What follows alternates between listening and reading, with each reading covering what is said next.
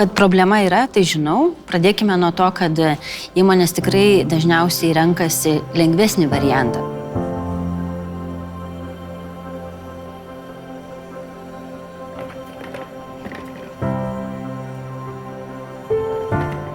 Buvau mažas išdykęs vaikas, nėriau į vandenį ir to pasekoje susispaudė kaklo slanksteliai.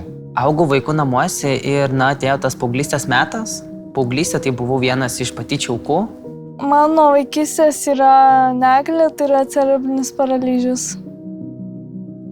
Taip kaip aš buvau sumušta mokyklai, nes aš galėjau komoj. Nes tai, ką aš dabar kalbu, artikuliuoju, tai yra išmokta iš naujo. Aš turbūt bijojau to smurtinio išpuolio. Jeigu gyveni, tarkim, mažesnė miestelį, tai tenai labai sudėtingai yra darbas susirasti.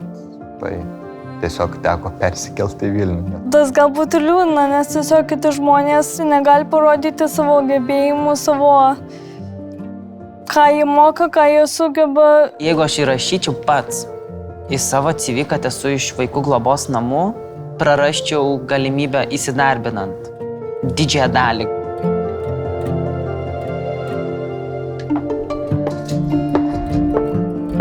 Viena įmonė ieškojo į vadovo poziciją žmogaus, moteris dalyvavo ir jos CV nebuvo nuotraukos.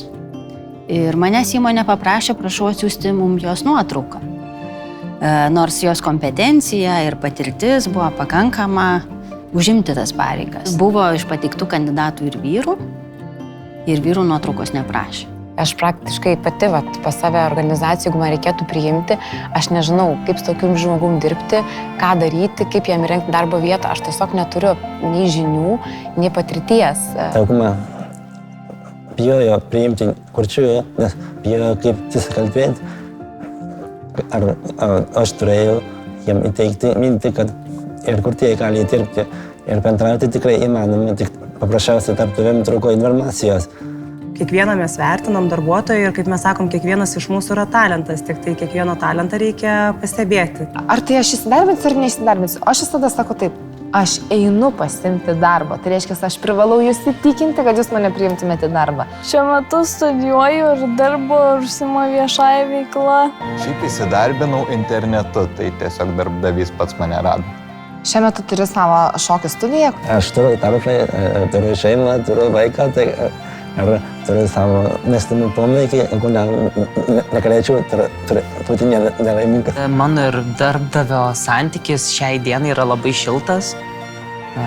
Tai vakarėlis ketvirtadienį pas mane. Tai mes tapsime draugais. Kol mes jų neturim tų tiltų, tai mes tai esam priešais. Tiksliau, mes jum priešai.